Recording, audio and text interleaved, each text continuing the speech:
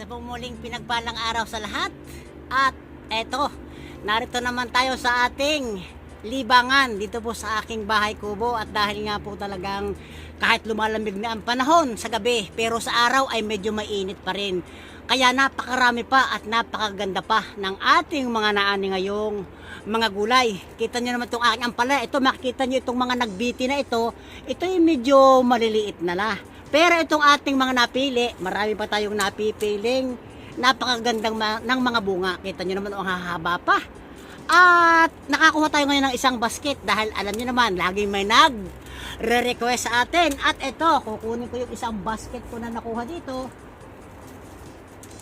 Bali, 4 na basket yung nakuha dito, iba-iba. Ito naman, yung ating sitaw. O, kita nyo naman, ang hahaba pa rin nakuha kong sitaw. Ito yung sa mga puno lamang. Meron tayong kinuhang sibuyas. Ito yung napakasarap po sa ating gagawing salad. Yung ating mga sili. At nasa ilalim niyan yung ating mga kamatis na huling mga nakuhang mga bunga. At ito magaganda pa rin.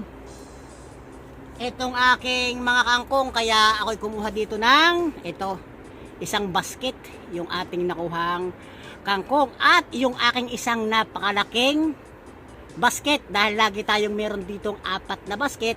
Ito yung mas maraming laman, iba-iba.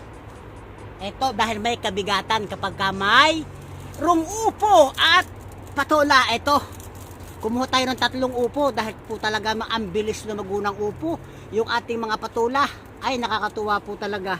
Yung ating mga patula at yung ating mga napakagandang mga talbos ng ating kamote. Marami po tayo lagi pinupost sa Facebook na napakaganda.